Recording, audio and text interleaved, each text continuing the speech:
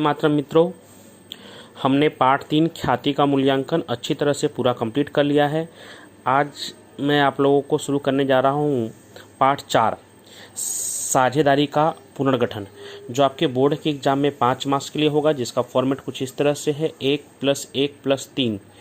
3 marks का जो ये क्वेश्चन है वो आपके बोर्ड के पेपर में 22वें नंबर के सवाल पर होगा। सेक्शन सी का दूसरा प्रश्न होगा। सबसे पहले साझेदारी का पुनर्गठन देखने से पहले साझेदारी क्या होता है उसके बारे में हम जानेंगे। एक बार हम ऐसे पढ़ चुके हैं, फिर भी एक बार देखते हैं। साझेदारी अधिनियम 1932 के कलम 4 के अनुसार एक व्याख्या दी गई है। करार करने योग्य 2 या 2 से अधिक व्यक्ति मिलकर, सबसे पहला वर्ड है करार करने योग्य। करार करने योग्य का मतलब कि ऐसे व्यक्ति जो करार कर सकते हैं। तो अब हम ये समझते हैं कि कौन ऐसे व्यक्ति है जो करार नहीं कर सकते। तो 3 प्रकार के व्यक्ति ऐसे हैं जो करार नहीं कर सकते। पहला, जो 18 वर्ष से कम उम्र का व्यक्ति है। दूसरा, जो अस्थिर दिमाग का है। तीसरा, जो कानून की दृष्टि से दिवालिया घोषित हो चुका है। ऐसे व्यक्ति करार नहीं कर सकते।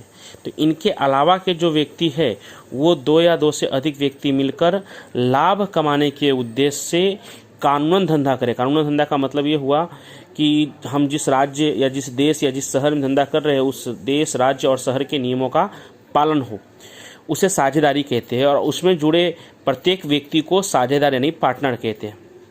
अब हम पाठ के नाम पर जाते हैं। साझेदारी पुनर्गठन का अर्थ, पुनर्गठन का इंग्लिश वर्ड होता है रिकंस्ट्रक्शन।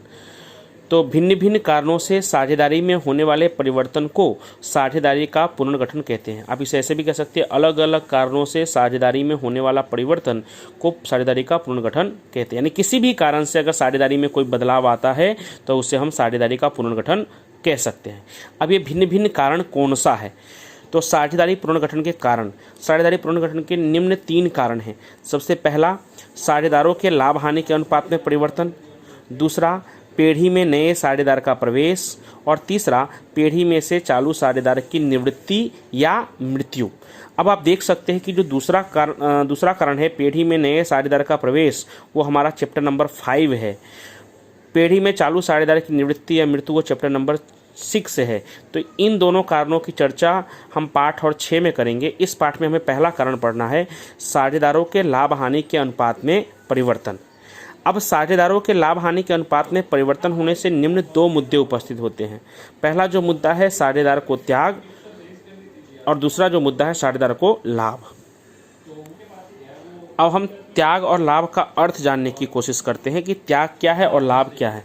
तो जब किसी साझेदार को उसके पुराने अनुपात की अपेक्षा नए अनुपात में अपेक्षाकृत कम लाभ प्राप्त होता हो तो उस अंतर की रकम को त्याग कहते हैं। यानी जब साझेदारों को पहले जितना लाभ मिलता था उससे नए वाले अनुपात में कम लाभ मिले तो जितना कम लाभ मिलेगा उस अंतर की रकम को ही हम त्याग कहते हैं। उसी तरह से लाभ ठीक उल्टा, जब किसी साझेदार को उसके पुराने अनुपात की अपेक्षा नए अनुपात में अपेक्षाकृत अधिक लाभ प्राप्त होता हो तो उस अंतर की रकम को हम लाभ कहते हैं। यानी पहले जितना मिलता था उससे अभी जितना अधिक मिलता है उस अंतर की रकम को हम लाभ कहते हैं। साझेदार के त्याग और लाभ के सूत्र को जानते हैं। तो पहला सूत्र है साझेदार का त्याग, जिसका सूत्र है लाभ हानि का पुराना भाग माइनस नया भाग। इसी का ठीक उल्टा है साझेदार का लाभ, लाभ हानि का नया भाग माइनस पुराना भाग। प्रश्न में आपको पुराना और नया दोनों दिया होगा। इसके एग्जाम्पल के रूप में हम एक प्रश्न भी देखेंगे, लेकिन आप ध्यान से देखेंगे तो दोनों सूत्र एक दूसरे का उल्टा है। त्याग में लिखा है पुराना भाग माइनस नया भाग, जबकि लाभ में है नया भाग माइनस पुराना भाग। यानी आसान है, बहुत याद रखना। शॉर्ट में कहे तो त्याग बराबर पुराना माइनस नया और लाभ बराबर नया माइनस पुराना। लेकिन ध्यान रखना है क्योंकि अगर थोड़ी भी कन्फ्यूजन हुई तो दोनों के दोनों गलत हो सकते हैं। अब नोट भी ध्यान में रखना है कि यदि त्याग ज्ञात करते समय उत्तर माइनस में, यानी प्रश्न में त्याग ज्ञात करने को कहा हो और तब आपका उत्तर माइनस में आता है, तब उस साझेदार को लाभ हुआ है ऐसा माना जाएगा। और ठीक उल्टा, यदि लाभ ज्ञात करने को कहा हो और तब उसका आपका उत्तर माइनस में आता हो तो साझेदार को त्याग माना जाएगा। अब हम एक उदाहरण से समझते हैं कि पुराना अनुपात क्या है, नया अनुपात क्या है, प्रश्न में कैसे लिखा होगा। तो देखते हैं। अजय और विजय 2:1 के प्रमाण में लाभ हानि बांटने वाले साझेदार है। 2:1 के प्रमाण में उन्होंने भविष्य में अपना अनुपात बदलकर 3:2 करने का निश्चय किया। तो आप देख सकते हैं कि जो पहले से अनुपात दिया है 2:1 वो उनका पुराना अनुपात कहलाएगा, और भविष्य में जो वो बदलकर करना चाहते हैं 3:2 वो उनका नया अनुपात कहलाएगा। अब प्रश्न में दिया भी है साझेदार के त्याग के सूत्र का उपयोग करके त्याग का गणना करो। उदाहरण कुछ इस तरह से था, अजय और विजय 2:1 के प्रमाण में लाभ हानि बांटने वाले साझेदार हैं। उन्होंने भविष्य में अपना अनुपात बदलकर 3:2 करने का निश्चय किया। साझेदार के त्याग के सूत्र का उपयोग करके साझेदार का त्याग ज्ञात करो। तो आप ध्यान से देख सकते हैं, प्रश्न में मैंने कहा था जो पहले से जो अनुपात दिया होगा वो पुराना कहलाएगा, और जो भविष्य में वो अपना बदल कर अनुपात करना चाहते हैं वो उनका नया अनुपात कहलाएगा। अब उसको हल करते हैं हम लोग।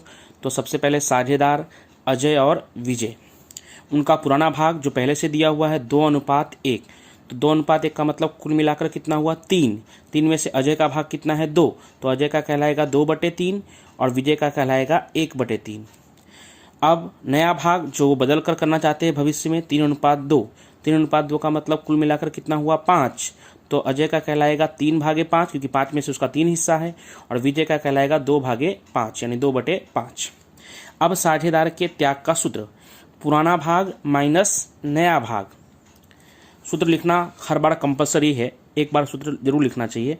अब अजय का त्याग, अजय का पुराना भाग आप देख सकते हैं ऊपर है 2/3 और उसका नया भाग है 3/5, तो लिखा मैंने 2/3 और 3/5। सिर्फ आपको भिन्न का जोड़ और घटाव आना चाहिए, आसानी से हम कर सकेंगे। 3 और 5 का हमने लसा लिया है तो कितना होगा 15। उम्मीद करता हूँ आपको लसा आता होगा। अब क्या करते हैं हम लोग, हर से इसको भाग लगाएंगे, तो 15 में अगर आप 3 का भाग लगाएंगे तो आंसर आएगा 5। जितना आंसर आएगा उतना अंश में गुना करना है, यानी 3×5 = 15, 5 आंसर आया, 2×5 = 10। फिर 5 का पहाड़ा कितनी बार पढ़ेंगे तो 15 आएगा 3 बार, 5×3 = 15 3 बार, और 3 का ऊपर गुना करेंगे तो 3×3 = 9। 10 में से 9 घटाएंगे तो क्या आएगा 1/15। अब हम विजय का देखते हैं। विजय का पुराना अनुपात, फिर से वही सूत्र, पुराना भाग माइनस नया भाग। विजय का पुराना भाग है 1/3 और नया भाग है 2/5। 1/3 माइनस 2/5। एक बार लस्सा सवाल में अगर 15 आया तो हर बार उस सवाल में 15 ही आएगा, या 10 आया तो हर बार 10 ही आएगा। अब 3 और 5 का लस्सा कितना होगा 15। फिर से 3 का पारा कितनी बार पढ़ेंगे तो 15 आएगा 5 बार। 1 का गुना 5 से, 5 एकम 5। 5 का पारा कितनी बार पढ़ेंगे तो 15 आएगा 3 बार। 2 का गुना 3 से, 2×3 = 6। 5 में से 6 घटाएंगे तो -1 आएगा, -1/15। और अब मैंने आपको सिखाया है कि उत्तर अगर माइनस में आया, त्याग ज्ञात करते समय उत्तर माइनस में आया तो क्या माना जाएगा लाभ, इसलिए उसका क्या कहलाएगा लाभ। हम 1-2 प्रश्नों को और देखेंगे। वंदे मातरम मित्रों, हमने त्याग के सूत्र से साझेदारों का त्याग ज्ञात करना सीखा है, जिसमें हमने 2 साझेदार वाले सवाल और 3 साझेदार वाले सवाल को किया है। आज मैं आपको लाभ के सूत्र से लाभ ज्ञात करना सिखाऊंगा, जो बिल्कुल त्याग की तरह ही है, बस थोड़ा सा बदलाव ही करना है। चलिए प्रश्न देखते हैं। साझेदार P, Q और R यह 2:1 में लाभ हानि बांटने वाले साझेदार हैं। उन्होंने भविष्य में अपना अनुपात बदलकर 5:3:2 करने का निश्चय किया। साझेदार के लाभ के सूत्र का उपयोग करके साझेदार का लाभ ज्ञात कीजिए। तो साझेदार P, Q और R जो पहले से दिया हुआ है पुराना अनुपात 2:2:1 यानी कुल मिलाकर 5। इस हिसाब से P का 2/5, Q का 2/5 और R का 1/5। उन्होंने भविष्य में बदलकर किया है 5:3:2 यानी नया कहलाएगा आपका 5:3:2, कुल मिलाकर हो गया 10। पहले वाले का P का 5/10, Q का 3/10 और R का 2/10। अब हम लाभ के सूत्र पे जाते हैं। तो साझेदार का लाभ बराबर नया भाग माइनस पुराना भाग, त्याग का ठीक उल्टा सूत्र होता है इसका। P का लाभ, ध्यान रखिएगा जल्दीबाजी में हम पुराना पहले ना ले लें। क्या लिखा है नया भाग, तो नया भाग कितना है 5/10 माइनस पुराना भाग कितना है 2/5। 10 और 5 का लसा लेंगे तो कितना होगा 10 ही होगा। कितने लोग इसे 50 लिखते हैं, आंसर तो उनका भी आ जाता है और सही भी माना जाता है, लेकिन कई बार बोर्ड में पेपर चेकिंग करते समय अगर आप काटना भूल गए हो, और कितने परीक्षक ऐसे हैं जो डायरेक्ट उत्तर पर ध्यान देते हैं, तो उस समय वो आपको गलत भी दे सकते हैं, इसलिए ध्यान रखिएगा। 10 होगा, 10 का पहाड़ा कितनी बार पढ़ेंगे तो 10 आएगा 1 बार, 5 एकम 5। 5 का पहाड़ा कितनी बार पढ़ेंगे 10 आएगा 2 बार, 2 दूनी 4। 5 में से 4 घटाएंगे तो 1/10 लाभ कहलाएगा। क्यू का लाभ निकालते हैं तो क्यू का नया भाग है 3/10 और पुराना भाग है 2/5। 3/10 माइनस 2/5 लास्ट फिर से 10 ही होगा। 10 एकम 10, 3 एकम 3, 5 दूनी 10, 2 दूनी 4, 3 में से 4 घटाएंगे तो माइनस में आएगा, तो माइनस 1/10 क्या कहलाएगा? त्याग, क्योंकि हम लाभ निकाल रहे हैं और लाभ निकालते समय अगर माइनस में आया है तो क्या माना जाएगा? त्याग। आर का लाभ, आर का नया अनुपात आप देख सकते हैं 2/10 और पुराना अनुपात 1/5। फिर से 10 और 5 का लसा 10, 10 का पहाड़ा कितनी बार पढ़ेंगे? 10 आएगा तो एक बार, 1 का गुना 2 से तो 2 एकम 2, 5 दूनी 10, 2 एकम 2, 2 माइनस 2 क्या होगा? 0। यानी आर को कोई त्याग या लाभ नहीं होगा। आप यहाँ भी देख सकते हैं 1/5 था और 2/10, 2/10 का मतलब भी 1/5 ही होता है, इसलिए आर को त्याग या लाभ कुछ भी नहीं होगा। और तीनों मिलाकर भी आप देख सकते हैं कि क्या होगा? 0 होगा। तथा त्याग के प्रमाण और लाभ के प्रमाण के बीच अंतर, तो इसको मैंने अलग अलग 3 तरह से बना लिया है। अंतर के मुद्दे, त्याग का प्रमाण और लाभ का प्रमाण। 4 अलग अलग मुद्दे, जैसा कि आपने कल किताब के इमेज में देखा होगा। पहला मुद्दा है अर्थ।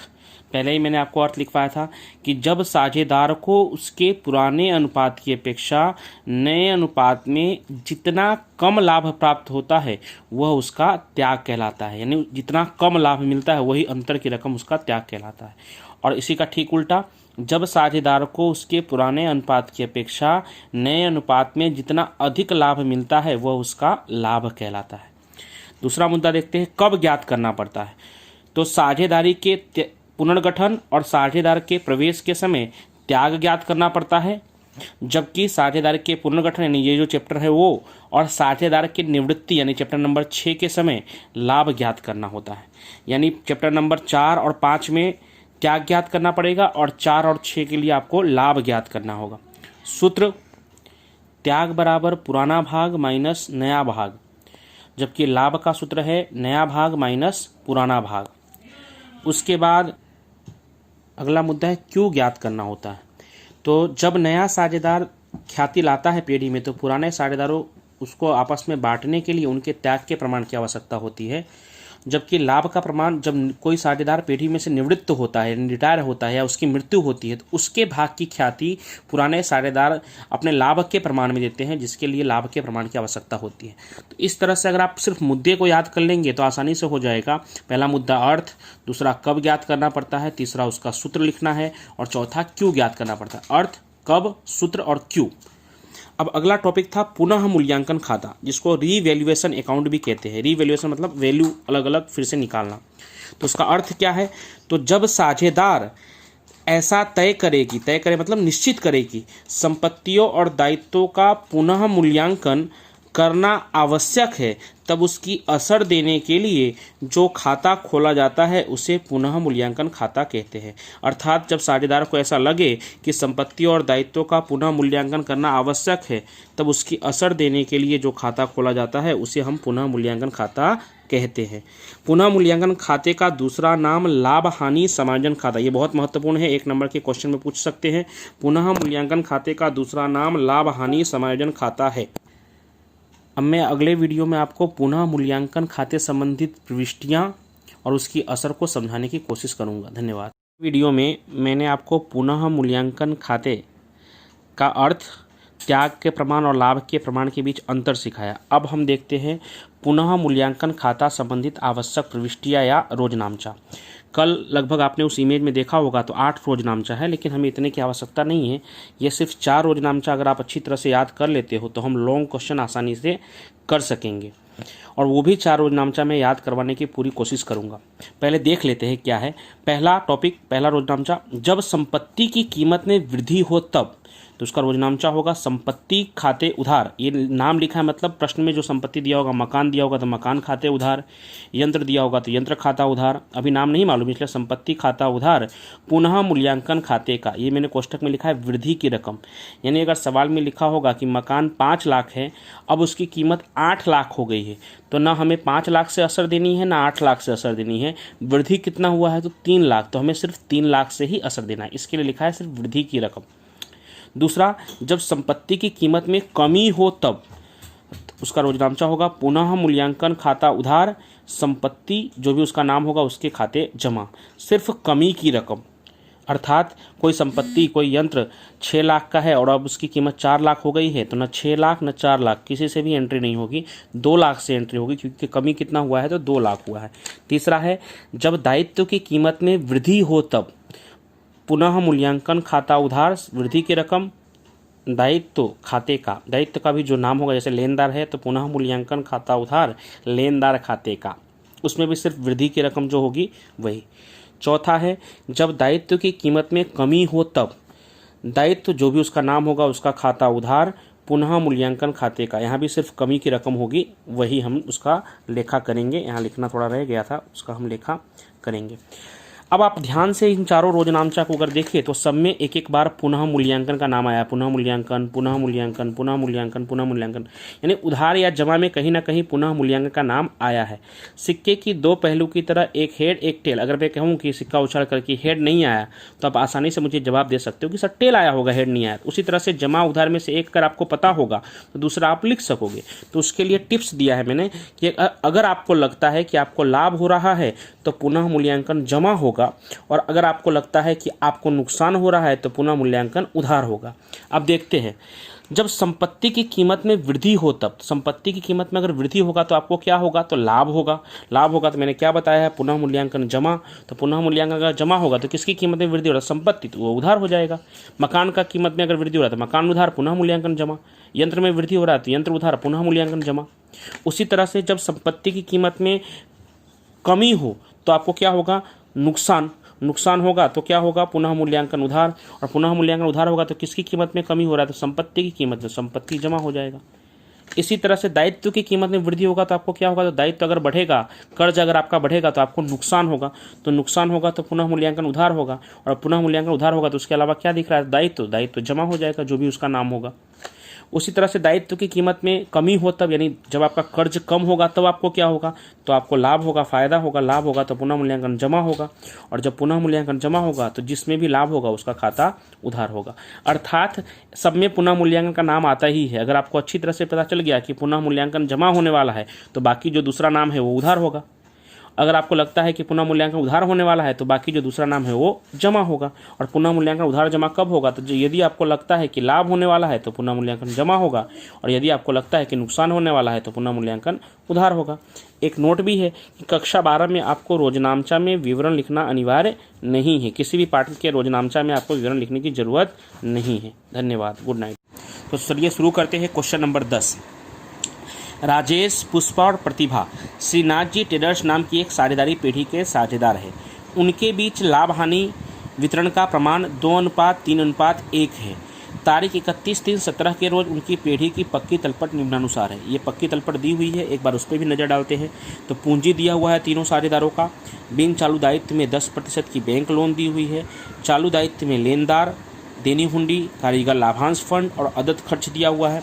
संपत्ति साइड पर बिन चालू संपत्ति में जमीन, मकान, यंत्र, विनियोग, चालू संपत्ति में देनदार, लेनी हुंडी, अंतिम स्टॉक, बैंक शेष, रोकड़ शेष, अप्राप्त आय जिसे आप मिलना बाकी आय के रूप में भी जानते हैं, ये सब दिया हुआ है। कुल योग दिया हुआ है। पीछे देखते हैं क्या लिखा हुआ है समायोजन में। तो समायोजन में उपरोक्त पक्की तलपट की तारीख को साझेदारों ने लाभ हानि वितरण का प्रमाण बदलकर 1:1:1 निश्चित किया। यह अनुपात का हमें बांटना नहीं है, इसका हमें काम नहीं है, लेकिन ये जो पुनः मूल्यांकन करने का निश्चय किए है उसका एक कारण है कि ये अपना लाभ हानि का अनुपात बदलना चाहते हैं। हमने 3 कारण देखा था ना पुनर्गठन में, लाभ हानि के अनुपात में परिवर्तन, पेढ़ी में प्रवेश, निवृत्ति, तो उसमें से ये एक कारण है पहला वाला जिसकी वजह से पुनः मूल्यांकन कर रहे हैं।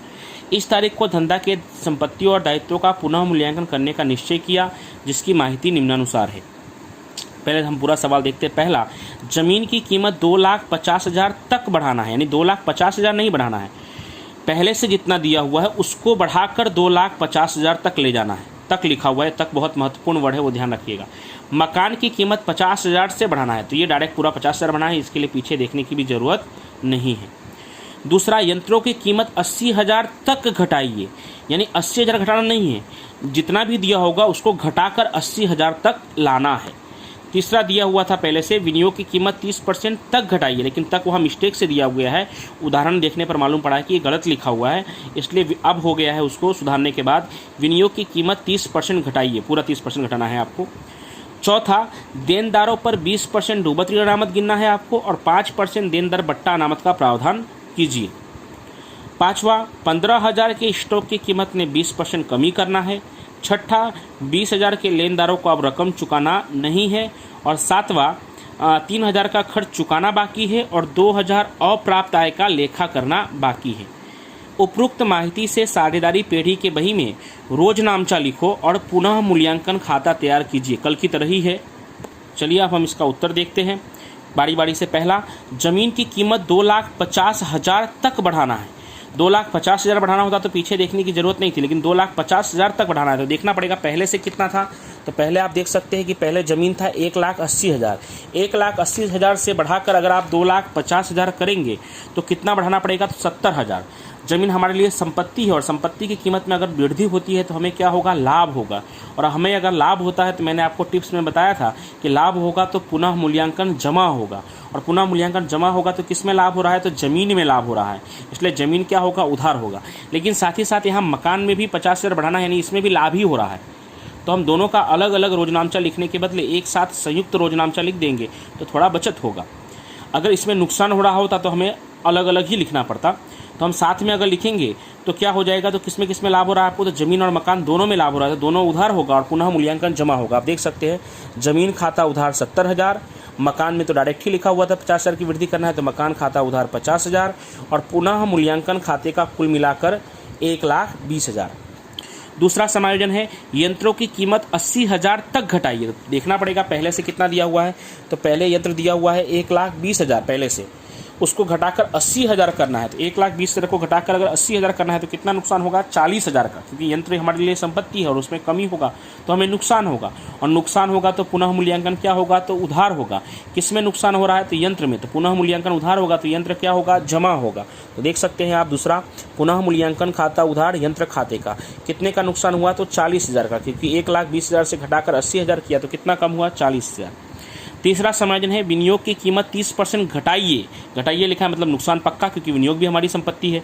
तो पहले से ही रोजनामचा हम विचार कर सकते हैं कि भाई नुकसान हुआ है तो पुनः मूल्यांकन उधार, और किस में नुकसान हुआ है, तो विनियोग में, तो विनियोग जमा, ये तो पक्का हो गया। अब रकम देखने के लिए 30% देखने के लिए हमें पीछे देखना पड़ेगा कि विनियोग पहले से है कितना, तो विनियोग पहले से है 40,000। 40,000 का 30% करेंगे तो 12,000 होगा, तो लिखा है पुनः मूल्यांकन खाता उधार विनियोग खाते का 12,000। चौथा समायोजन, देनदारों पर 20% डूबत ऋण अनामत रखना है और 5% बट्टा अनामत रखना है। दोनों ही हमारे लिए नुकसान है, तो नुकसान होगा तो पुनः मूल्यांकन खाता उधार और बारी बारी से दोनों जमा, डूबत ऋण अनामत खाते का, बट्टा अनामत खाते का। अब रकम कैसे गिनेंगे, तो 20% 5% करने के लिए पीछे देखना पड़ेगा कि देनदार पहले से कितना है। तो देनदार दिया हुआ है 50,000। अब हम यहाँ देखते हैं बारी बारी से कैसे किया है। पुनः मूल्यांकन खाता उधार बाद में लिखेंगे हम, डूबत ऋण अनामत खाते का तो कितना बोला था, 20%। देनदार दिया था 50,000, 50,000 का 20% करेंगे तो आएगा 10,000। अब 50,000 में से 10,000 के देनदार डूब जाएंगे, उनका पैसा नहीं मिलेगा, तो बचेंगे कितने, 40,000। 40,000 पर 5% बट्टा दिया है हमने, तो उसका 5% करेंगे तो कितना होगा, 2,000। तो कुल मिलाकर 10 और 2 कितना नुकसान हुआ, 12,000। इस तरह से रोजनामचा हो जाएगा, पुनः मूल्यांकन खाता उधार 12,000, डूबत ऋण अनामत खाते का 10,000 और बट्टा अनामत खाते का 2,000। ध्यान रखिएगा कि डूबत ऋण अनामत घटाने के बाद ही बट्टा अनामत घटाया जाता है। 11वीं में वार्षिक हिसाब में आपने किया है, शायद आपको याद होगा। उसके बाद पाँचवा, 15,000 के स्टॉक की कीमत में 20% की कमी करनी है। तो पीछे देखने की जरूरत नहीं है क्योंकि 15,000 यहाँ दिया हुआ है। हाँ, अगर ऐसा लिखा होता है कि स्टॉक की कीमत में 20% की कमी करनी है तो हमें स्टॉक देखने के लिए पीछे देखना पड़ता, लेकिन यहाँ लिखा है पूरे स्टॉक में नहीं करना है आपको, 15,000 के स्टॉक में सिर्फ 20% की कमी करना है। स्टॉक भी हमारे लिए संपत्ति है और संपत्ति में अगर कमी करना है तो हमें क्या होगा, नुकसान होगा। नुकसान होगा तो क्या उधार होगा, तो पुनः मूल्यांकन उधार होगा। और किस में नुकसान हो रहा है, तो स्टॉक में नुकसान हो रहा है, तो पुनः मूल्यांकन उधार होगा और स्टॉक जमा होगा। तो देख सकते हैं पाँचवा, पुनः मूल्यांकन खाता उधार स्टॉक खाते का तो कितना करना था, 20%। कितने पे, तो 15,000 पे। 15,000 का 20% करेंगे तो 3,000। छठा, 20,000 के लेनदारों को अब रकम चुकाना नहीं है। सबसे बड़ा लाभ यही है कि किसी को रकम चुकाना नहीं है। दायित्व को अगर आपको चुकाना नहीं है तो आपको लाभ होगा, और लाभ होगा तो पुनः मूल्यांकन जमा होगा, और पुनः मूल्यांकन जमा होगा तो क्या उधार होगा, लेनदार। कल भी ऐसा पॉइंट आया था और लगभग रोज आएगा। पुनः मूल्यांकन अगर जमा होगा तो लेनदार उधार, लेनदार खाता उधार, पुनः मूल्यांकन खाते का 20,000। सातवां और आखिरी समायोजन, 3,000 का खर्च चुकाना बाकी है और 2,000 अप्राप्त आय का लेखा करना बाकी है। बारी बारी से दोष है इसमें, खर्च चुकाना बाकी है वो आपके लिए दायित्व और नुकसान है, और 2,000 का अप्राप्त आय का लेखा करना बाकी है वो आपके लिए संपत्ति और लाभ है। तो जो आपके लिए नुकसान है तो पुनः मूल्यांकन उधार और चुकाना बाकी खर्च जमा। देख सकते हैं ए, 7वें का ए नाम दिया है मैंने उसको, पुनः मूल्यांकन खाता उधार, चुकाना बाकी खर्च खाते का 3,000 और अप्राप्त आय आपके लाभ था इसलिए पुनः मूल्यांकन जमा हो गया। तो अप्राप्त रकम खाता उधार, पुनः मूल्यांकन खाते का 2,000। अब हम इन्हीं सब रोजनामचाओं की खतौनी करेंगे। अभी हमें एक रोजनामचा और लिखना है, 8वां रोजनामचा, जिसके लिए आपको 3-4 लाइन छोड़कर रखना है। ये तो मैंने पहले से हल कर दिया इसलिए लिख दिया है, बाकी ये पुनः मूल्यांकन खाता बंद होगा तब जाकर ये रोजनामचा होगा। इसलिए जब आप खुद से प्रश्न हल करने जाएंगे तो पूरा रोजनामचा लिखने के बाद 5 लाइन छोड़ने के बाद ही आप पुनः मूल्यांकन बनाइएगा, क्योंकि पुनः मूल्यांकन बनाएंगे तब आपको मालूम पड़ेगा कि लाभ हो रहा है कि हानि होगा, और उस हिसाब से वो लास्ट वाला रोजनामचा आएगा।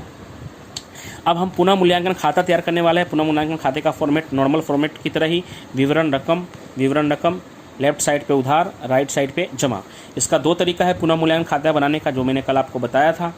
पहला तरीका कि आप सभी रोजनामचा की खतौनी कर सकती है, और दूसरा तरीका ये है कि आप डायरेक्ट एंट्री कर सकते हैं कि जिसमें जिसमें लाभ हुआ है वो सब जमा में, और जिसमें जिसमें आपको नुकसान हुआ है वो सब उधार में। तो अभी हम रोजनामचा लिखे हैं इसलिए डायरेक्ट एंट्री करने के बजाय हम खतौनी ही करते हैं। तो पहला रोजनामचा था जमीन खाता उधार, मकान खाता उधार, पुनः मूल्यांकन जमा है। पहले में पुनः मूल्यांकन जमा है तो जमा में जाएंगे और ज़मीन और मकान का नाम लिखकर 70,000 और 50,000 लिखेंगे। देख सकते हैं आप, पुनः मूल्यांकन के जमा में गए, ज़मीन खाते 70,000, मकान खाते 50,000। आगे देखते हैं, दूसरे रोजनामचा में पुनः मूल्यांकन उधार है, तीसरे में भी आप देख सकते हैं पुनः मूल्यांकन उधार है, चौथे में भी पुनः मूल्यांकन उधार है, और 5वें में भी पुनः मूल्यांकन उधार है।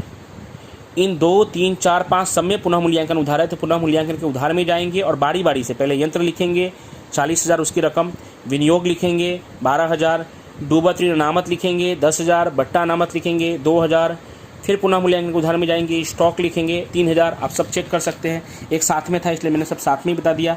यंत्र 40,000, विनियोग 12,000, डूबती अनामत 10,000, बट्टा अनामत 2,000 और स्टॉक 3,000। अब अगला रोजनामचा डायरेक्ट छठे पे आ गए हम।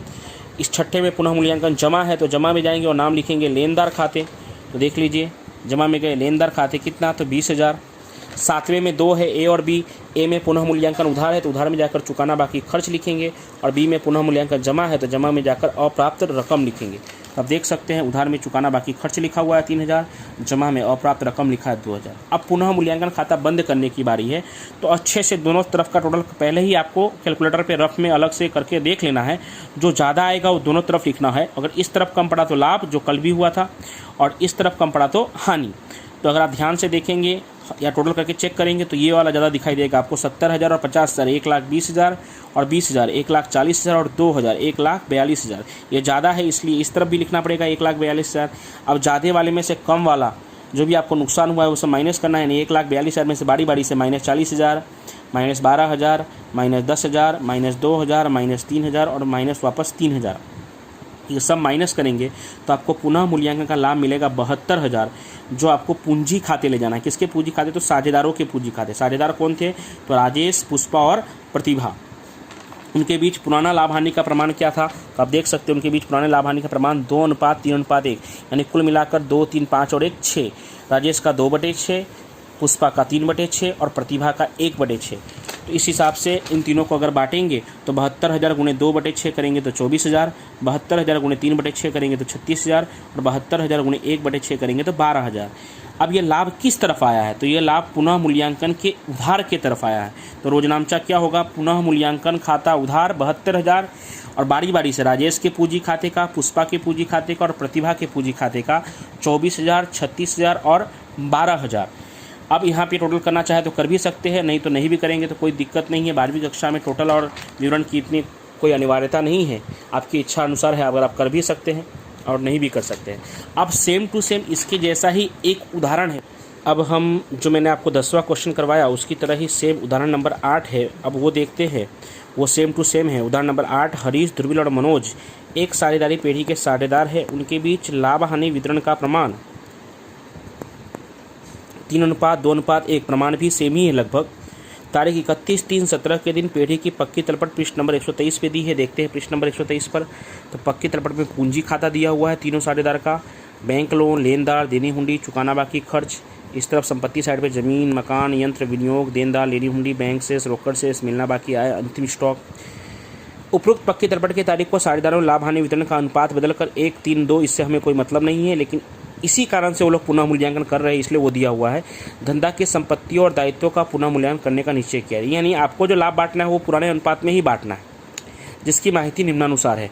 उस सवाल की तरह ही लिखा हुआ है, जमीन की कीमत 3,50,000 तक बढ़ाना है, सेम टू सेम उसमें जो पहला जैसा लिखा था वैसा ही पहला इसमें भी लिखा हुआ है। मकान की कीमत 70,000 से बढ़ानी है। दूसरा, यंत्रों की कीमत 1,50,000 तक रखना है, यानी घटाना है। घटाना है कैसे मालूम पड़ेगा, तो यहाँ देख सकते हैं यंत्र दिया हुआ है 2 लाख और अभी करना है 1,50,000 तक, तो घटाना ही होगा। विनियोग की कीमत 20% कमी कीजिए, देखिए यहाँ पे तक नहीं लिखा था इसलिए मैंने उस सवाल में कटवा दिया क्योंकि वह मिस्टेक था। देनदारों पर 10% डूबती अनामत और 5% बट्टा अनामत का प्रावधान कीजिए, उसमें भी था चौथे नंबर पे ऐसा ही। 50% स्टॉक की कीमत में 10% कमी करना है, हाँ यहाँ पे रकम नहीं दिया है तो 50% यहाँ से कर लेंगे। स्टॉक दिया हुआ है अंतिम स्टॉक 15,000, उसका 50% 7,500 और फिर उसका 10% यानी कि 750 रुपये की कमी करनी है। बही में नहीं लिखे अदद खर्च यानी चुकाना बाकी खर्च 2,000 है और पेशगी चुकाया भाड़ा यानी अग्रिम चुकाया भाड़ा 3,000 है जो बही में लिखना बाकी है। तो इस तरह से वो सेम टू सेम सवाल है, इसमें भी आपको रोज नाम चार्ट पुनः मूल्यांकन खाता तैयार करना है। तो मैं इसका आपको एक इमेज भेज रहा हूँ जिसको आप हल करिएगा। 11 देखते हैं। मंजू, प्रभा और मीना एक साझेदारी पीढ़ी के साझेदार हैं। उनके बीच लाभ हानि वितरण का प्रमाण 5:3:2 है। ये वही प्रमाण है जिस प्रमाण में हमें पुनः मूल्यांकन का लाभ या हानि बांटना होता है। वे लाभ हानि वितरण का प्रमाण बदलकर 3:2:1 करना चाहती है। अब वो अनुपात बदलना चाहती है, इसीलिए उन्हें हमें पुनः मूल्यांकन करना पड़ेगा। आगे लिखा भी है, इसलिए उन्होंने पीढ़ी के संपत्तियों और दायित्वों का पुनः मूल्यांकन करना निश्चित किया। निम्नलिखित माहिती पर से पीढ़ी की बही में पुनः मूल्यांकन खाता तैयार करो और पुनः मूल्यांकन के बाद की पक्की तलपट तैयार कीजिए। यानी आज आपको रोज नामचा नहीं लिखना है, लेकिन उसके बदले आपको पुनः मूल्यांकन करने के बाद यानी वृद्धि कमी करने के बाद की पक्की तलपट तैयार करनी होगी। खैर उसमें कोई दिक्कत नहीं है, पुनः मूल्यांकन खाता आपको बनाने आता ही है और पक्की तलपट जैसे आपको यहाँ पे दिया हुआ है वैसा सेम टू सेम ये सब नाम जितने भी नाम दिए हुए सब नाम देख देख कर लिख लेना है। बस उसमें नया ये करना है कि जिसमें वृद्धि हुआ है उसमें वृद्धि यानी जोड़ देना है, जिसमें कमी हुआ है उसमें माइनस कर देना है और बाहर लिख देना है। बाकी नाम तो सेम ही रहेंगे सब, बस ये जो रकम है वो भी जिसमें समायोजन है वही बदलेगा, बाकी जो इसमें समायोजन नहीं है वो वैसे का वैसा ही रहेगा, देख कर ही लिखना है। देखते हैं अतिरिक्त माहिती में समायोजन में। पहला, जमीन मकान की कीमत में 25% की वृद्धि कीजिए। हमें लाभ है और जमीन मकान पर 1 नंबर लिख भी देना है कि बाद में हमें याद रहे कि भाई इसमें वृद्धि करना है, इसके बारे में 1 नंबर में कुछ कहा है। दूसरा, फर्नीचर की कीमत 10% से घटाइए, तो फर्नीचर पे नंबर 2 लगा दिया है हमने। यंत्रों की कीमत 80% रखना है, मतलब कि 20% कम करना है, तो यंत्र पे लगा दिया हमने 3 नंबर। चौथा नंबर है, अंतिम स्टॉक की बही कीमत बाजार कीमत की अपेक्षा 5,000 अधिक है, यानी बाजार में जो कीमत चल रही है उसकी अपेक्षा हमने बही में 5,000 ज़्यादा लिख दिया है। तो ये देखने से आपको लगेगा लाभ, लेकिन ये कन्फ्यूजन के लिए ऐसा लिखा हुआ है, ये लाभ नहीं है नुकसान है। फिर से एक बार पढ़ते हैं, अंतिम स्टॉक की बही कीमत यानी चौपड़ा में जो आपने कीमत लिखा है वो बाजार कीमत यानी बाजार में जो कीमत चल रहा है उसकी अपेक्षा 5,000 अधिक लिखा गया है। तो अधिक अगर हमने लिख दिया है तो हमारे लिए क्या है वो नुकसान, क्योंकि हमें उतना मिलेगा नहीं। तो अंतिम स्टॉक पे भी इधर लगा देंगे हम लोग नंबर 4। अब पांचवा समायोजन देखते हैं, देनदारों पर कुल 2,500 डूबत ऋण अनामत का प्रावधान करना है। तो देनदार पर हम लगा देंगे 5 नंबर। देनदार में पहले से डूबत ऋण अनामत 1,000 दिया हुआ है और वहाँ पे कुल 2,500 रखना है, तो नुकसान तो है डूबत ऋण अनामत, लेकिन 1,500 का ही नुकसान माना जाएगा क्योंकि ऑलरेडी 1,000 पहले से है और यहाँ पे कुल मिलाकर रखना था 2,500। छठा, लेनदारों में से 3,000 के लेनदार अब चुकाना नहीं है, रोज आता है ये आपको मालूम ही, ये लाभ है। लेनदार पे हम लोग लगा देंगे नंबर 6। नंबर 7वां, बैंक लोन पर अंतिम 3 मास का ब्याज चुकाना बाकी आपके लिए दायित्व है और नुकसान है, तो बैंक लोन ये रहा 12% की बैंक लोन, उस पर आपको नंबर 7 लगा देना है। अब हम बारी बारी से इस सभी समायोजनों को हल करते हैं, पुनः मूल्यांकन में एंट्री करते हैं। तो ये रहा पुनः मूल्यांकन खाता, मैंने पहले से बना कर रखा है। तो पुनः मूल्यांकन खाते में आपको क्या ध्यान में रखना है, तो आज आपको रोज नामचा नहीं लिखना है, इसलिए आप खतौनी नहीं कर सकते। तो मैंने दूसरा आपको तरीका बताया था कि जिसमें आपको लाभ लगता है वो सब जमा में आएगा, और जिसमें आपको लगता है कि आपको नुकसान हो रहा है वो सब उधार में आएगा। तो बारी बारी से देखते हैं। पहला है ज़मीन मकान की कीमत में 25% की वृद्धि कीजिए, तो आपको क्या होगा, तो लाभ होगा। तो कितना लाभ होगा, तो यहाँ ज़मीन मकान कितना है, 1 लाख, 1 लाख का 25% कितना होगा, तो 25,000। तो आप देख सकते हैं कि पुनः मूल्यांकन के जमा में हमने लिख दिया है 25,000। दूसरा समाधान देख सकते हैं, फर्नीचर की कीमत 10% से घटाइए। अब घटा रहे हैं तो क्या होगा, नुकसान होगा। नुकसान होगा तो किस तरफ आएगा, पुनः मूल्यांकन के उधार में, लेकिन कितना, तो 10%।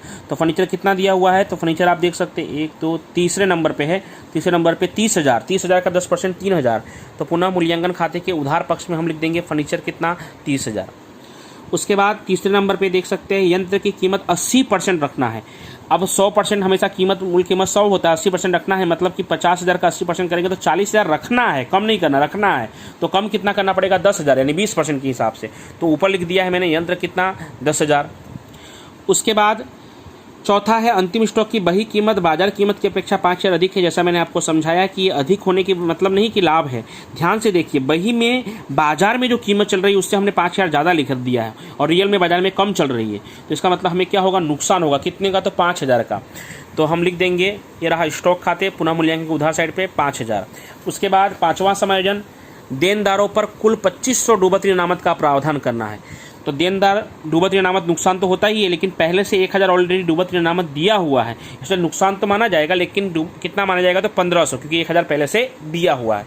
उसके बाद छठा, लेनदारों में से अब 3,000 चुकाना नहीं है, तो पीछे उधर देखने की भी जरूरत नहीं है, डायरेक्ट फायदा हुआ। तो पुनः मूल्यांकन के जमा में लिख देंगे लेनदार 3,000। सातवां, बैंक लोन पर अंतिम 3 मास का ब्याज चुकाना बाकी, आपके लिए दायित्व है, नुकसान है। तो पुनः मूल्यांकन खाते के उधार में बैंक लोन का ब्याज, बैंक लोन था कितना, तो यहाँ देख सकते हैं 30,000 था, और 12% उस पर ब्याज की दर है।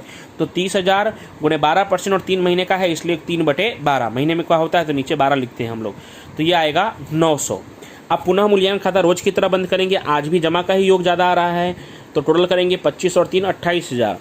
उस 28,000 में से ये सब माइनस करेंगे, 10,000, 3,000, 5,000, 1,500, 900, ये सब माइनस करेंगे तो 7,600 आएगा, जो तीनों साझेदारों के बीच, तीनों साझेदार का मैंने शॉर्ट में नाम लिखा है, M1, P और M2, यानी मंजू, प्रभा और मीना, उनका पुराना अनुपात, नए अनुपात में भूल से मत बांट देना, पुराना अनुपात है 5:3:2।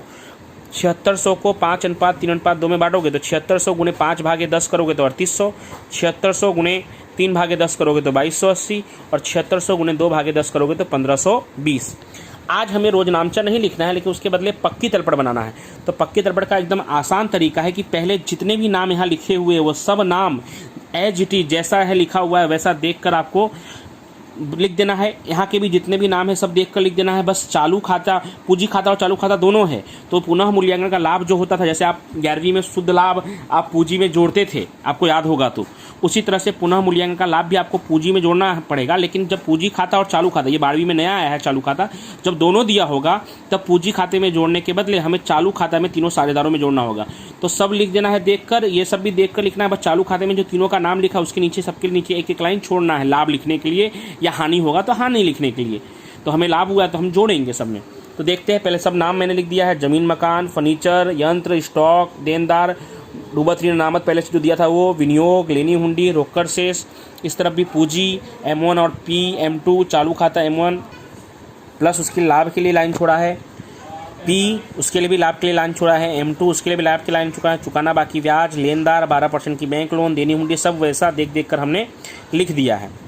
अब हम देखते हैं इसमें बारी बारी से जमीन मकान, तो वो उसमें कौन सा नंबर का समाधान है, 1 नंबर का। 1 नंबर में क्या कहा था, 25% की वृद्धि, तो जमीन मकान पहले से दिया हुआ था 1 लाख और 25% की वृद्धि के हिसाब से हुआ है 25,000, तो जोड़कर लिख दिया है 1,25,000। उसी तरह से फर्नीचर पे भी समाधान है, 2 नंबर का समाधान है फर्नीचर पर। तो फर्नीचर पे 10% घटाइए, तो फर्नीचर 30,000 का है, 10% माइनस करेंगे तो कितना आएगा, 27,000। 30,000 में से 3,000 माइनस करेंगे तो कितना आएगा, 27। उसी तरह से यंत्र 50,000 था, उसका 80% रखना था, तो 50,000 का 80% कर सकते थे 40,000, या तो फिर 50,000 में से यहाँ जो नुकसान हुआ था यहाँ भी देख सकते हैं आप 10,000, तो वो माइनस कर देंगे तो भी 40,000 आ जाएगा। स्टॉक पहले से दिया हुआ था, अंतिम स्टॉक 40,000। अब 40,000 में से 5,000 आपका नुकसान हुआ था, तो उस हिसाब से 40,000 में से 5,000 माइनस करेंगे तो 35,000 आएगा। यहाँ भूल से 3500 लिख दिया है मैंने, 35,000। उसके बाद देनदार पहले से दिया हुआ है 25,000 और डूबत ऋण कुल मिलाकर 2500 हुआ। 1000 तो पहले से है ही, वैसे का वैसा रहेगा ही, और एक्स्ट्रा नुकसान 1500 का और हुआ है, तो 1500 और 1000 मिलाकर कुल मिलाकर 2500 हो जाएगा। घटाएंगे तो आएगा 22,500। अब आप सोच रहे होगे कि आपने उधर 1500 लिखा था सर, यहाँ पे आपने डूबत ऋण 1500 लिखा है और यहाँ 2500 लिख दिया। यहाँ भी मैंने 1500 ही लिखा है, 1000 तो ऑलरेडी पहले से है, जो पहले से है वो तो ऐसा रहेगा ही। तो इस हिसाब से 2500 माइनस करने के बाद आएगा 22,500। उस अब विनियोग, लेनी हुंडी और रोकड़ शेष, इस पर कोई समायोजन नहीं है, तो ये एज इट इज जैसा आपके बुक में लिखा हुआ है वो देख कर लिख देना है आपको। तो विनियोग पहले से ही दिया हुआ है 50,000, तो वैसे का वैसा 50,000, लेनी हुंडी 5,000 और रोकड़ से 40,000 देख सकते हैं आप, वैसे का वैसा देख कर लिखना है। ये इसमें आसान भी है, जिस पर समायोजन नहीं है वो देख कर ही लिखना है। अब पूंजी, तो चूंकि पूंजी खाता और चालू खाता दोनों है, तो इसलिए लाभ या हानि जो भी होगा वो चालू खाते में जोड़ा जाएगा। 12वीं में है, पहले पार्ट में ये नियम, अभी आपने पहला पार्ट सीखा नहीं है, जब सीखेंगे तो आपको मालूम पड़ेगा। जिस तरह से आप पूंजी खाते में जोड़ते थे वैसे पूंजी खाते में 12वीं में भी जोड़ना है, लेकिन अगर चालू खाता होगा तो पूंजी खाते में जोड़ने से पहले चालू खाते में जोड़ना पड़ेगा। पूंजी खाते में तब जोड़ने की जरूरत नहीं है। अगर चालू खाता नहीं होता तो हम पूंजी खाते में जोड़ते। तो पूंजी खाते का रकम वैसे का वैसा देख कर लिखना है। देख सकते हैं आप 1,50,000, 40,000, 30,000 जोड़कर 2,20,000, तो यहाँ पे भी वही 1,50,000, 40,000, 30,000 जोड़कर 2,20,000। चालू खाता पहले से दिया हुआ है 10,000, 20,000 और 9,000, और इसमें जोड़ा क्या है, तो ये जो लाभ आया था 3,800, 2,280 और 1,520, बारी से तीनों में जोड़ दिया है। पहले वाले में 3,800 जोड़कर बाहर आया 13,800, दूसरे वाले में 2,280 जोड़कर आया 22,280, तीसरे वाले में 1,520 जोड़कर आया 10,520। उसके बाद लेनदार बैंक लोन दिया हुआ है, तो बैंक लोन अलग से मैंने लिख दिया है यहाँ पे 30,000, तो उसका ब्याज उसमें भी जोड़कर 30,900 भी लिख सकते हैं आप, और नहीं तो फिर ब्याज अलग लिखना हो तो 900 अलग ब्याज भी लिख सकते हैं, और नहीं तो फिर 30,000 में 900 जोड़कर भी लिख सकते हैं, आपकी जैसी इच्छा। उसके बाद बुक में देख सकते हैं आप कि उसके बाद क्या है, तो लेनदार 40,000, लेकिन उसमें 6ठे नंबर का समाजन है, और 6ठे नंबर के समाजन में क्या कहा गया था कि भाई लेनदार को 3,000 चुकाना नहीं है, तो 3,000 माइनस कर देंगे, तो 40,000 में से 3,000 माइनस करेंगे तो 37,000। उसके बाद देनी हुंडी पर कोई समाजन नहीं है, तो वैसे का वैसा 10,000। अब आपको मालूम ही है कि दोनों पक्षों का योग बराबर आना चाहिए, तो जोड़कर हम चेक कर लेंगे 3,44,500, 3,44,500। अब इसकी तरह भी सेम टू सेम, जैसे हमने कल आपको 10वें सवाल की तरह सेम टू सेम 8वां उदाहरण था, उसी तरह से 11वें सवाल की तरह सेम टू सेम उदाहरण नंबर 9वां है, जो हम एक बार देख लेते हैं पहले सवाल, फिर आप आसानी से उसे हल कर सकेंगे। 9वां नंबर सवाल, हार्दिक और अल्पेश एक साझेदारी पेढ़ी के साझेदार हैं। उनके लाभ हानि वितरण का प्रमाण 5:3 है। वे लाभ हानि वितरण का प्रमाण बदलकर 3:2 करना चाहते हैं, इसलिए उन्होंने पेढ़ी के संपत्तियों और दायित्वों का पुनः मूल्यांकन करने का निश्चय किया। देखिए लिखा है पुनः निम्नलिखित जानकारी पर से पेढ़ी के बही में पुनः मूल्यांकन खाता तैयार करो और पुनः मूल्यांकन के पश्चात की पक्की तलपट, जैसे हमने इसमें भी रोज नामचा आपको नहीं लिखना और पक्की तलपट तैयार करना है। ये रहा पक्की तलपट जो पहले से दिया हुआ है, और हम जब नई पक्की तलपट तैयार करेंगे तो सेम टू सेम ये सब वर्ड होंगे उसमें, ये सब कुछ सभी खाते होंगे उसमें, बस खाली जो समाजन में वृद्धि कमी हुई है वो वृद्धि करने के बाद आपको रकम लिखना होगा, रकम सेम टू सेम नहीं होगा। हाँ, जिस पर समाजन नहीं होगा उसकी रकम भी सेम टू सेम होगी। अब हम समाजन देखते हैं तो उसकी तरह ही इसमें भी पहले नंबर पे वही लिखा होगा, जमीन मकान की कीमत में 25% की वृद्धि करनी है, जमीन मकान पे अपना नंबर 1 लगा देंगे, फायदा है हमारे लिए। फर्नीचर पर 90% तक घटाइए, उसमें 80% लिखा था, इसमें 90% तक घटाइए, मतलब 10% कम करिए, 90% तक लाना है, 90% घटाइए ऐसा नहीं लिखा, तक लिखा है, 10% कम करना है। उसके बाद तीसरे नंबर पर यंत्र की बाजार कीमत 72,000 की है, तो यंत्र पीछे देख सकते हैं यंत्र कितना है, यंत्र पे हम नंबर 3 लगा भी देंगे और देख भी लेंगे कि 80,000 पहले से है, 72 करना है, मतलब 8,000 का क्या होगा, तो नुकसान होगा। चौथे नंबर पे लिखा है अंतिम स्टॉक की बही कीमत उसके बाजार कीमत की अपेक्षा 10,000 कम है, इस बार कम लिखा है, फिर भी लाभ कहलाएगा। अब आप सोच रहे हो कि कम है तो कम तो नुकसान होता है, रियल में कम नहीं है, हमने बाजार कीमत की अपेक्षा बही में 10,000 कम लिखा है, तो उस हिसाब से अगर हमने कम लिखा है, बाजार में ज़्यादा चल रहा है, मतलब हमें क्या होगा, तो लाभ होगा। तो अंतिम स्टॉक पे नंबर 4 लगा देंगे। देनदार पर कुल डूबत ऋण 3600 रखना है, जिसमें कुछ पहले से भी दिया हुआ है, 1500 पहले से भी दिया हुआ है, नहीं 2100 का ही नुकसान माना जाएगा, तो इस पे 5 नंबर लगा देंगे। अंतिम स्टॉक पे 4 नंबर था। उसके बाद नंबर 6, लेनदारों में 5,000 के लेनदार को अब चुकाना नहीं, ये पॉइंट तो लगभग रोज ही होता है, सबसे बड़ा फायदा है आपका कि जब किसी को चुकाना नहीं पड़ता है तो लेनदार पे नंबर 6। उसके बाद नंबर 7, बैंक ओवरड्राफ्ट पर ब्याज 4500 लिखना बाकी है, मतलब वही चुकाना बाकी है, इस बार तो ब्याज भी गिनना नहीं है, दे ही दिया है 4500 डायरेक्ट। बैंक ओवरड्राफ्ट में प्लस कर देंगे और पुनः मूल्यांकन खाते के उधार में लिखेंगे बैंक ओवरड्राफ्ट नंबर 7। तो इस तरह से ये सवाल आप आसानी से कर सकते हैं। मैं इसका इमेज आपको भेजूँगा, वो सवाल अच्छी तरह से समझ कर इस सवाल को करने का प्रयास कीजिएगा। वंदे मातरम मित्रों। अब हम 12वां सवाल करेंगे और ये हमारा इस चैप्टर का आखिरी सवाल होगा, क्योंकि अभी इसके बाद 2 बड़े सवाल बाकी है, लेकिन बड़े सवाल तो इस चैप्टर में करने ही नहीं थे। हम लोगों ने सिर्फ 5वां और 6ठे पाठ में हमें अच्छी तरह से वो चैप्टर आए, इसके लिए हमने प्रैक्टिस के स्वरूप में वो सवाल किए। बाकी इस चैप्टर के सिलेबस में बड़ा क्वेश्चन है ही नहीं, तो हम 12वें सवाल पर स्टॉप करने के बाद इस चैप्टर का एक टेस्ट के रूप में कुछ सवालों को मैं आपको दूंगा, और हमने तीसरा चैप्टर पढ़ लिया उसको भी टेस्ट के रूप में कुछ सवालों को दूंगा।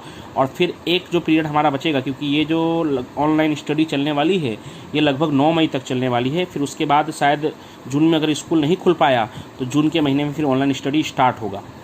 अभी फ़िलहाल 9 मई के बाद से मई महीना पूरा वेकेशन के रूप में दिया जाएगा, ऐसी सूचना हमें मिली है। तो हम देखते हैं एक 12वां सवाल, ये भी अगले 5वें और 6ठे पाठ में काम आने वाला है। अलय और संकेत एक साझेदारी पेढ़ी के साझेदार है, उनके बीच लाभ हानि का प्रमाण 2:1 है। तारीख 31/3/17 के रोज पेढ़ी के बही में निम्नानुसार बाकियां हैं। लाभ हानि खाता की उधार बाकी दी है 18,000। अनामत फंड के बाजू में कुछ नहीं लिखा है, तो जिनके बाजू में कुछ नहीं लिखा होता है उनकी जमा बाकी दी हुई है 27,000। कारीगर लाभांश फंड जमा बाकी 33,000। कारीगर अकस्मात मुआवजा फंड, इनके बाजू में भी कुछ नहीं लिखा, तो ये भी जमा बाकी कहलाएगा 21,000। उपरोक्त तारीख को अलय और संकेत ने अपने बीच लाभ हानि वितरण का नया प्रमाण 1:1 निश्चित किया। कारीगर अकस्मात मुआवजा फंड के सामने कारीगर को 6,000 का दावा चुकाना बाकी है। 6,000 का दावा चुकाना बाकी है, इसलिए आप ये जो 6,000 है वो यहाँ पे कारीगर अकस्मात मुआवजा फंड 21,000 दिया, उसमें से 6,000 मैंने माइनस कर दिया है, और 21,000 में से 6,000 माइनस कर देंगे तो 15,000 बचेगा। अब आगे क्या लिखा हुआ है, तो पेढ़ी के बही में एकत्रित हुए लाभ या हानि का वितरण दर्शाती प्रविष्टि लिखिए। प्रविष्टि लिखना है मतलब रोजनामचा लिखना है, और लाभ हानि का वितरण करना है। लाभ हानि का वितरण करते समय उनका जो लाभ हानि होगा वो साझेदारों के पूंजी खाते या चालू खाते ले जाना है। अब इसमें करना क्या है, तो कोई भी खाते बंद करने की जो प्रविष्टि होती है उल्टी प्रविष्टि होती है, यानी जो उधार है वो जमा हो जाता है। जैसे सकल लाभ आपको व्यापार खाते के उधार में आता है, लेकिन आप लिखते कहाँ है, तो लाभ हानि के जमा में लिखते हैं। उसी तरह से बारी बारी से प्रविष्टि होगी। लाभ हानि खाता उधार दिया हुआ है तो हम लाभ हानि जमा करेंगे, तो जब लाभ हानि जमा होगा तो हम किसके बीच में बांट रहे हैं, अलय और संकेत, तो अलय और संकेत के पूंजी खाते क्या होगा, उधार होगा। चलिए हम जवाब देखते हैं। ये देखिए अलय और संकेत का पुराना जो अनुपात है जिसमें हम बांटने वाले वो अनुपात है 2:1। लाभ हानि उधार था इसलिए लाभ हानि हमने जमा कर दिया, कितना, तो 18,000। अब 18,000 को 2:1 में बांटेंगे तो अलय के पूंजी खाते 12,000 और संकेत के पूंजी खाते 6,000। कैसे, तो 18,000 गुने 2/3 करेंगे तो 12,000, 18,000 गुने 1/3 करेंगे तो 6,000। दूसरा जो दिया हुआ है वो दिया हुआ है अनामत फंड। अनामत फंड कुछ नहीं लिखा था बाजू में, इसलिए हमने जमा समझा उसको। कितना दिया हुआ है, तो 27,000। अब जमा है तो ये क्या हो जाएगा, उधार, और अगर अनामत फंड जमा है तो उधार हो जाएगा। तो बाकी क्या बचा, अब जमा बचा, तो जमा में कौन, तो किसके बीच बांटने वाले हैं, साझेदारों के बीच। साझेदारों का नाम क्या है, तो अलय और संकेत, तो अलय और संकेत जमा हो जाएंगे। तो अनामत फंड खाता उधार 27,000, अलय के पूंजी खाते का, संकेत के पूंजी खाते का, फिर 27,000 को भी 2:1 में बांट देंगे तो आएगा 18,000 और 9,000। तीसरा है कारीगर लाभांश फंड, इसको भी कोष्टक में कुछ नहीं दिया था तो ये भी जमा माना जाएगा 33,000। लेकिन कारीगर लाभांश फंड जमा है तो ये उधार नहीं किया जाएगा, क्योंकि ये एकत्रित लाभ है ही नहीं। कारीगर लाभांश फंड ये पेढ़ी का दायित्व है, इसे हम बांटा नहीं जाएगा। अब कितने बच्चों का प्रश्न ये हो सकता है कि सर हमें कैसे मालूम पड़ेगा कि ये दायित्व है, ये लाभ है, तो बेटा सब लाभ ही है, और ये एक कारीगर लाभांश फंड ये लाभ नहीं है, ये दायित्व है, तो इसका नाम अब तक नहीं मालूम पड़ेगा आप, लेकिन अब से दूसरी बार कभी आएगा तो आप आसानी से उसे पहचान सकेंगे। तो इसके लिए अब आपको ध्यान रखना है कि कारीगर लाभांश फंड ये दायित्व है। हाँ, कारीगर अकस्मात मुआवजा फंड इसकी जैसा ही नाम है, लेकिन ये लाभ है। लाभ इसलिए है क्योंकि हम लोग मालिक अपने लाभ में से इनके लिए अलग रकम रखते हैं कि भविष्य में अगर किसी कर्मचारी को कोई अकस्मात वगैरह हुआ तो उनको हमें भुगतान करने के लिए हमारे पास पैसा रहेगा उसमें। लेकिन अगर किसी कर्मचारी को कुछ नहीं हुआ तब हमें वो देना नहीं है, तब हमें आपस में वो बांट लेना है। तो आपको दिखाया था मैंने कि 21,000 में से 6,000 हमने दावा स्वीकार किया, तो बचा कितना, 15,000। तो ये आपस में बांट लेंगे। तो यहाँ पे क्या दिया हुआ है, जमा, तो हम क्या करेंगे, उधार। कारीगर अकस्मात मुआवजा फंड खाते उधार, तो कितना बचा हुआ है हमारे पास, 15,000, तो 15,000। और अलय और संकेत के पूंजी खाते का कौन से प्रमाण में, तो वही पुराने प्रमाण में बांट लेंगे 2:1 में, तो कितना आएगा, 10,000 और 5,000। अब हम इसके जैसा सेम टू सेम एक एग्जाम्पल देखते हैं। चलिए देखते हैं उदाहरण नंबर 10। राम और रहीम एक साझेदारी पेढ़ी के साझेदार है, उनके बीच लाभ हानि का प्रमाण 4:3 का है। तारीख 31/3/17 के रोज पेढ़ी की बही में निम्नलिखित वाकया है। बाकी देखने से पहले मैं आपको बता दूं कि हर सवाल में लगभग लाभ हानि का एक पुराना प्रमाण भी दिया और एक नया भी, लेकिन मैंने आपको बताया कि हमें हमेशा पुराने प्रमाण में ही बांटना है, क्योंकि नया प्रमाण तो वो लोग भविष्य में निश्चित करना चाहते हैं, इसकी वजह से वो पुनः मूल्यांकन या ये जो पुराना जो लाभ हानि है उसको बांटना चाहते हैं। तो इसलिए हमेशा आप पुराने प्रमाण में ही बांटेंगे, वो बात ध्यान रखिएगा। लाभ हानि खाते की उधार बाकी दी हुई है 14,000। अनामत फंड, कारीगर लाभांश फंड और कारीगर अकस्मात मुआवजा फंड के बाजू में कुछ नहीं लिखा है तो वो जमा माना जाएगा। लाभ हानि के बाजू में भी अगर कुछ नहीं लिखा होता तो वो भी जमा माना जाता। जमा के लिए लिख भी सकते हैं और नहीं भी लिखेंगे तो भी चलेगा। उपरोक्त तारीख को राम और रहीम ने अपने बीच लाभ हानि वितरण का नया प्रमाण 1:1 निश्चित किया। कारीगर अकस्मात मुआवजा फंड के सामने कारीगर को 5,000 दावा स्वीकार किया गया। देखिए यहाँ पे भी 5,000 का दावा स्वीकार किया गया, तो 26,000 में से हम 5,000 क्या कर देंगे, माइनस कर देंगे, तो अब बचेगा 21,000। उसी 21,000 को हमें बांटना होगा। तो बारी बारी से देखते हैं। पहला है लाभ हानि खाता की उधार बाकी। अब ये उधार है तो ये क्या हो जाएगा, जमा हो जाएगा। उल्टा बंद करते समय उल्टी प्रविष्टि होती है और ये जमा हो जाएगा, तो राम और रहीम क्या हो जाएंगे, उधार हो जाएंगे। तो यहाँ देख सकते हैं आप, राम के पूंजी खाते उधार, रहीम के पूंजी खाते उधार और लाभ हानि खाते जमा। कितना, 14,000। 14,000 को कौन से अनुपात में बांटना है, तो 4:3 में बांटना है, यानी 4/7 और 3/7, तो 8,000 और 6,000 आएगा। अनामत फंड कुछ नहीं लिखा है तो उसको जमा ही समझेंगे हम। तो अनामत फंड जमा है, अगर हम, मैं यहाँ लिख भी दे रहा हूँ, जमा समझेंगे। अगर वो जमा है तो हम क्या करेंगे, उसको उधार 42,000 और राम और रहीम के पूंजी खाते जमा 24,000 और 18,000, उसी 4:3 में बांटने के बाद। तीसरा है कारीगर लाभांश फंड। देख सकते हैं आप, यहाँ पे कुछ नहीं लिखा है, मतलब वो भी जमा है 21,000, लेकिन मैंने बताया था कि कारीगर लाभांश फंड दायित्व है। देखिए बुक में भी टिप्पणी लिखा हुआ है, कारीगर लाभांश फंड पीढ़ी का दायित्व होने से उसका वितरण नहीं होगा।